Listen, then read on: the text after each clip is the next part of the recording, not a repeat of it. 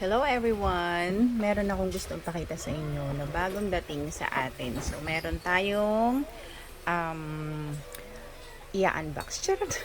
Unbox. Ano pala? Paper bag. Paper bag. So, kung familiar kayo sa mga bagong labas ni MCM, malalaman nyo kung anong model siya.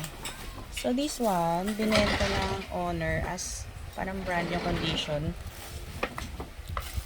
So, let us see. Jeran! Ang ganda nito mga madam. Ito si MCM Automar Invictus Canvas. Combination po siya ng cognac and black leather. And, ang ganda ng hardware niya. It's in color black. Ano yan? Brand new condition po yan ha.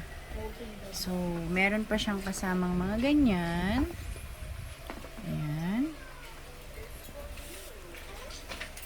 Parang ano yan, 2024. Feb 2024. So, ayan po yung kanyang price nakalagay. So, let us see the itsura. So, meron siyang dalawang zipper puller in leather, color black. Tapos, yung kanyang hardware is matte finish black.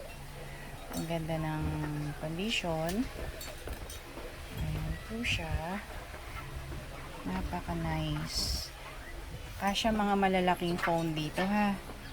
Para siyang toiletry bag. So, you can wear this as clutch bag. Clutch yan na. So, kasi pwede mo siyang hawakan as ganito. Or, kasi meron tong crossbody bag. So, pwede mo siyang i-crossbody bag. So, ito po yung ilalim. Ayan yung front. Ayan yung top. Let us see the interior. So, ito po yung interior. Ay, teka. Ano ba inclusion nito? Syempre, meron siyang long strap. This is the long strap. Ang kanyang strap is like combination ng makapal na tela. Wide strap din siya. Then, ito yung hardware. Ayan.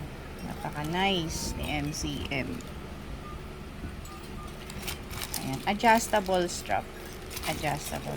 So, hindi ko na siya i-open ng todo. Ano pa ba? Meron siyang kasamang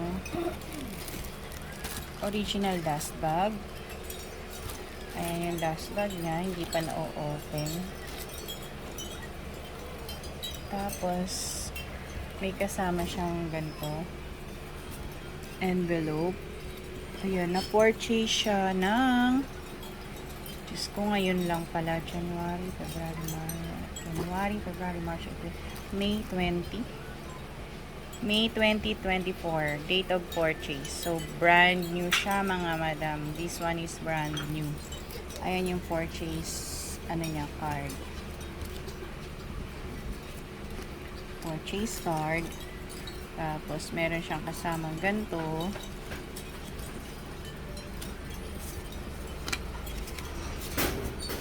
Ayan.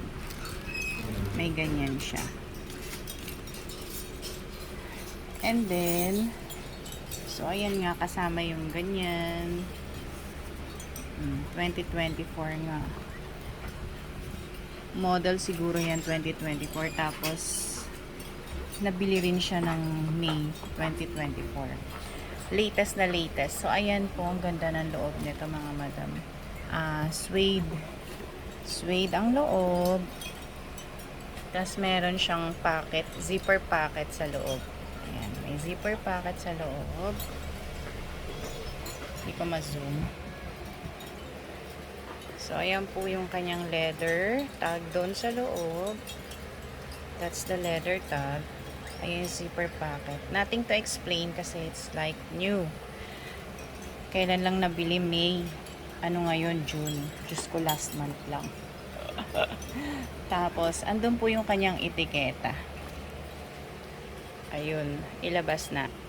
Ayan, oh. Ayan yung MCM tag. Pasensya na sa kuko kung madumi. Ayan yung kanyang likuran.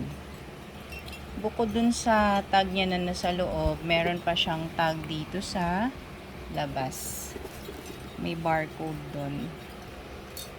Ayan.